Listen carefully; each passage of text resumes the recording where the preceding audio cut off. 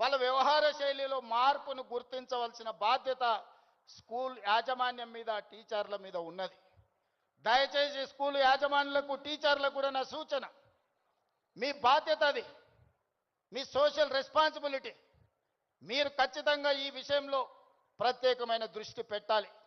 రాబోయే రోజుల్లో గవర్నమెంట్ నుంచి కూడా నేను కలెక్టర్స్ అండ్ చీఫ్ సెక్రటరీ ఇతర అధికారులకు నేను ఆదేశాలు ఇస్తున్నా. ఈ పాఠశాల కళాశాలల యాజమాన్యులతోటి మీరు ఒక ప్రత్యేకమైన సమావేశం పెట్టండి, ఒక ఓరియంటేషన్ ఇవ్వండి, వాళ్ళకు ఒక అవగాహన కల్పించండి. యాజమాన్యులకు కూడా వాళ్ళ బాధ్యతలను గుర్తు చేయండి.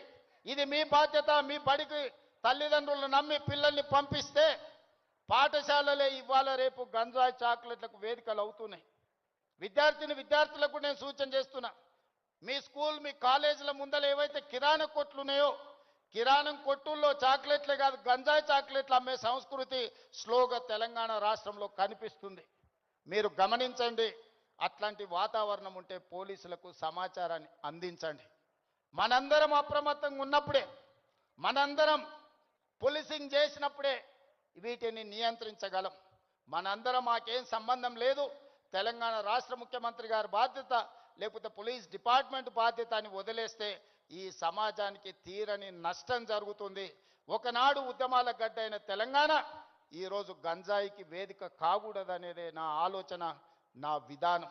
అందుకే మిత్రులారా, ఈ తెలంగాణని బలోపేతం చేసి అభివృద్ధి పదం వైపు నడిపించాలి అంటే మీరందరూ సహకరించాలి. మీరు, మేము, మనం కలిస్తేనే ఒక ఆరోగ్యవంతమైన తెలంగాణ, ఒక అభివృద్ధి చెందిన తెలంగాణ, ఒక ప్రపంచానికి ఆదర్శంగా నిలబడే తెలంగాణను తీర్చిదిద్దుకుందాం.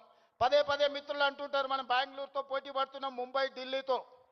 బెంగళూరు, ముంబై, ఢిల్లీ, చెన్నై కాదు మన టార్గెట్ న్యూయార్క్, టోక్యో, సౌత్ కొరియాతో పోటీ పడాలి.